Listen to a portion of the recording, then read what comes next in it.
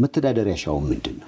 መተዳደሪያዬ አሁን በቃ እንደነገርኩ 2024 ድረስ እየሮጥኩ ነው ያለሁት። ከዛን ጊዜ ጀምሮ ትዳርም ከተቆረጠ በኋላ ማራቶን ከ10 ማራቶን በላይ ሮጫ ያለው ይሄን አንድ አመት እናቴ ስትለምነኝ እኔ ለእናቴ የሚደርስብኝን አልነግራትም። እኔ ግን ቤት ውስጥ ልጆች ሲያወሩ እናቴ ሰማች።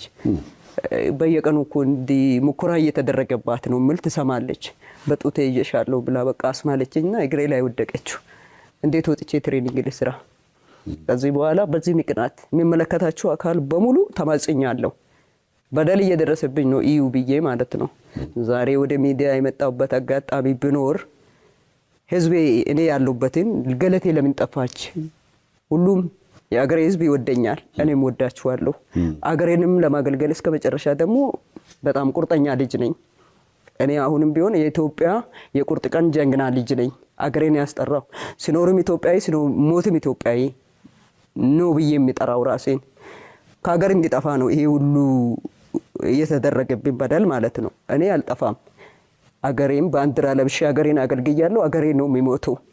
ዛሬ ወደ ሚዲያ የመጣሁበት አጋጣሚ ቢኖር ህዝቤ ለምን ጠፋች ለምደው ህዝቤ እንዲሰሙኝ። ህዝብ ማለት መንግስት ነው፣ መንግስት ማለት ህዝብ ነው። ፍትህ እንዲሰጡኝ ፈልጋለሁ እንደገና።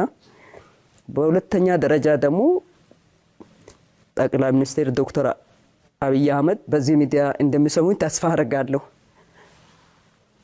በእውነት እየሰሩ ያለው እሳቸው ናቸውና ይሄንን እውነት አይቶ ጎዳናም ትውጣች ልጅ ካሉኝ መልስ እንዲነግሩኝ፣ አይ አትወጣም ካሉኝ መልስ እንዲነግሩኝ ፈልጋለሁ። ምክንያቱም አንድ ሰው አገር አገልግሎ ይሄን ሁሉ አፍርቶ በቅንነት በገዛው ባል ታክዶ እንደገናም ንብረቱ ይሄን ሁሉ በልቼ ጨርሻለሁ በፍርድ ቤት ስል እንግዲህ 4 መኪና 10 ቤት ተበልቶ ያልቃል ካለ ፍርዱን ለኢትዮጵያ ህዝብና ራሱ መንግስት ተዋለው።